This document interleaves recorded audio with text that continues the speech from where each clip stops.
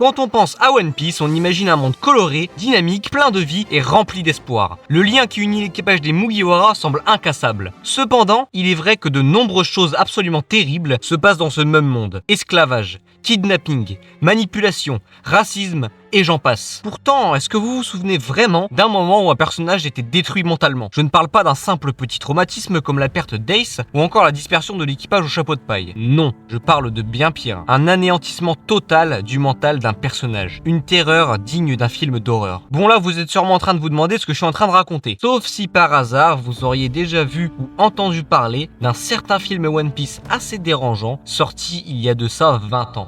Si vous voulez me soutenir, likez, abonnez-vous et commentez parce que ma dernière vidéo a fait un giga flop et ça fait mal. À moins qu'il ait perçu entre temps, je sais pas. Enfin bref, trêve de blabla et c'est parti pour explorer le film le plus sombre de l'histoire de One Piece. Premièrement, je dois vous avertir, l'horreur va s'installer au fur et à mesure et on va donc commencer sur un ton joyeux et solidaire pour finir sur un ton horrifique et solitaire. On retrouve notre équipage par une belle journée ensoleillée en train de naviguer sur le Vogue Mary. Robin est en train de lire ce qui ressemble à une invitation sur une île appelée l'île Omatsuri. Elle lit le texte à haute voix et Sanji semble bizarrement intéressé. En soirée, vous profiterez d'un moment exquis avec de plantureuses créatures. Plantureuse? Ça, c'est une île sympa, on y va? Enfin, c'est pas le seul puisqu'à part Zoro, tout le monde a envie d'y aller. Luffy prend donc la décision d'embarquer sur l'île qui fera débuter leur cauchemar. Enfin, pour l'instant, ils sont juste paumés sur la plage. Mais en cherchant un peu, ils tombent sur un complexe gigantesque. Sanji ne perd pas une seule seconde pour commencer à aboyer d'ailleurs. De plantureuses créatures! Ça va être... Oui. Ils se font accueillir par un homme, c'est le baron Omatsuri. Il propose à Luffy et aux autres de passer une épreuve infernale. Tout le monde est de la partie. On rencontre donc leur adversaire qui parle exactement comme l'emoji nerd. Non! Je m'appelle Muchiguro, je suis le plus fidèle des officiers du baron Omatsuri! Comment il s'appelle? Muchagolo. Il a trop une tête d'anguille. Je dirais plus une loge de rivière.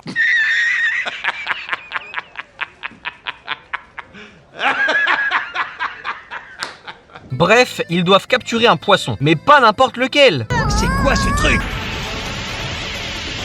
Ah, vous voyez, même Zoro, il a peur des modèles 3D tout dégueulasses. Je vais venir dans ta chambre cette nuit et m'introduire dans tes oreilles afin de dévorer ton cerveau si tu ne likes pas la vidéo du Goats Kazukas. Après avoir gagné la première épreuve, l'équipage se sépare. Un groupe ira faire la deuxième épreuve et les autres iront se reposer. Pendant l'épreuve, Nami et Usopp s'embrouillent et c'est pareil pour Zoro et Sanji. Bon, après ça c'est habituel, mais bon. Pendant ce temps-là, Luffy se fait jeter des cailloux sur la tête par un emmerdeur.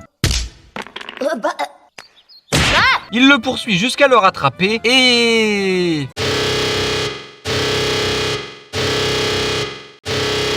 Non mais là on essaie de me forcer à faire des vannes borderline ou je rêve. Pour la peine je vais appeler ce mec Charlie Chaplin et pas autrement si vous voyez ce que je veux dire. Chopper, lui, est parti seul explorer l'île. Il ne trouve rien à part un gigantesque cimetière. Soudain, quelqu'un s'approche. C'est juste un père de famille qui était encore pirate quand il est débarqué sur l'île. Au même moment, Robin essaie d'alcooliser le fou du bus pour lui soutirer des informations sur la fleur du baron et pourquoi ils ont tous une plante sur le crâne. Ne faites surtout pas ça chez vous les enfants, et les adultes non plus d'ailleurs. Ils m'ont fendé! Le père de famille commence à faire découvrir à Chopper les sombres secrets que renferme l'île. Le baron est en fait un ancien pirate et c'est le seul qui a vieilli sur la fiche comparé à aujourd'hui. Chopper en sait trop et soudain commence le cauchemar.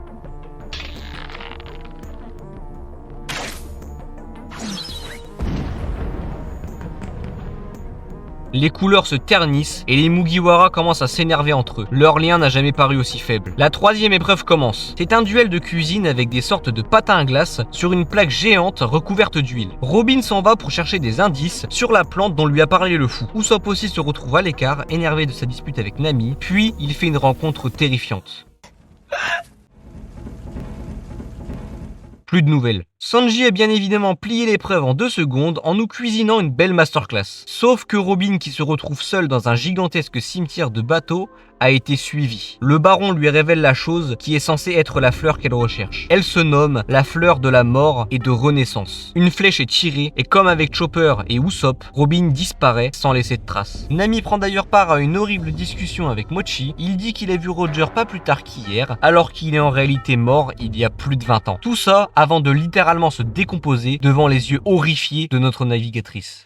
L'équipage se rend enfin compte de ces 3 disparitions et continue de se disputer, détruisant peu à peu leur lien qui était pourtant soi-disant incassable. Le taré qui a chopé Usopp réapparaît et le baron Omatsuri décide de lancer une 4e et dernière épreuve infernale. Car il sait que l'équipage a compris que c'est lui qui est responsable de la disparition des autres. Plus de 100 pirates armés jusqu'aux dents vont les poursuivre, jusqu'à réussir à les tuer. Luffy reste seul devant le baron, tandis que les autres se sont enfuis. Il essaie de le vaincre, mais finit par se faire attaquer par une sorte de flèche téléguidée. Au bout d'un moment, il se fait sauver par notre grand Adolf Charlie Chaplin. Cependant, les autres n'ont pas eu autant de chance. Chacun leur tour, ils se sont fait exploser par le Kappa. Sauf Zoro qui s'énerve et décide de le trancher 2 fois. Mais étrangement, il n'est pas mort et n'a même pas une seule égratignure. Malheureusement, comme Chopper tout à l'heure, Zoro se prend une flèche et s'évanouit. Le Kappa se décompose comme Muchigoro précédemment. Et ce n'est pas le seul, car plus personne ne bouge dans un silence totalement assourdissant, que le réalisateur, Mamoru Hosoda, a fait exprès d'instaurer dans certains moments. Et cela pour instaurer la peur chez le spectateur. Les couleurs qui deviennent de plus en plus sombres sont aussi là pour ça. Également, le but de ce film était de faire ressentir une grande solitude après avoir fait peu à peu dégrader le lien des Mugiwara. Luffy se réveille donc chez le petit moustachu où il apprend que tout l'équipage de son sauveur s'est fait kidnapper et tuer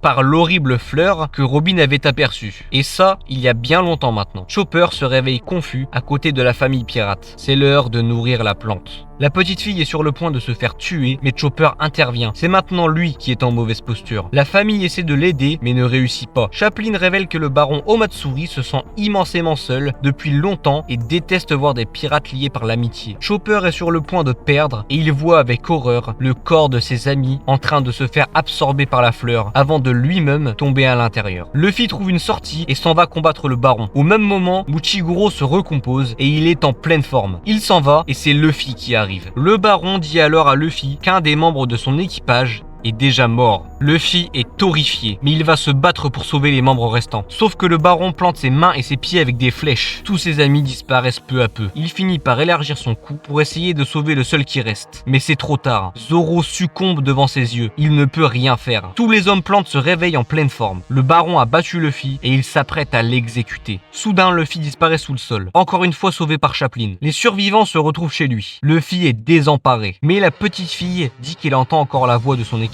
Luffy sourit légèrement, signe d'un dernier espoir, et s'en va pour péter la gueule de cet enfoiré qui est en train de tuer ses amis. Luffy court à toute vitesse et Chaplin met fin à cette solitude en hurlant que Luffy est son ami. Chaplin est sur le point de se faire tuer, mais Luffy le sauve et balance une giga patate au baron. Il fait le signe de l'équipage défunt de Chaplin et détruit la fleur meurtrière. Enfin, c'est ce qu'il croit. Le grand final commence. La fleur sur l'épaule du baron prend sa vraie forme devant un Luffy terrifié. Il se retourne et se fait transpercer par une pluie de flèches. Il continue d'avancer, le corps criblé de flèches, pour secourir ses amis. Encouragé par sa fille, le père pirate prend l'arc qui était tombé et tire une ultime flèche qui tue enfin la fleur. Tout l'équipage du baron se transforme en plante et les flèches disparaissent. Le baron est anéanti. Et Luffy, d'une rage intense, va lui donner un dernier coup de poing fatal. Luffy se réveille. Le soleil se lève, il a sauvé son équipage. Il sourit, ils sont de nouveau réunis. Ce film, c'est vraiment une anomalie comparé à tout ce qu'on a déjà pu voir niveau film d'un animé. Le côté horrifique, la question de la solitude, les liens sociaux, la morale de l'histoire, etc. Seulement, c'est ce qui rend ce film si controversé. Certains spectateurs, plutôt habitués à un style joyeux, n'aimeront pas du tout le film, tandis que pour d'autres, ça ramène un vent de fraîcheur à l'œuvre, ce qui fait qu'ils aiment beaucoup. Personnellement, j'ai adoré ce film et son scénario un peu plus dark. Franchement, j'aurais peut-être même aimé que quelques personnages meurent, puisque de toute façon, c'est un film non canon, c'est-à-dire un film qui ne fait pas partie de l'histoire de base. Mais en vrai, cette fin heureuse me va très bien aussi. J'espère que vous avez kiffé la vidéo, même si j'ai peur qu'elle soit un peu courte. Likez, abonnez-vous, commentez, tout ça, et bye les boss!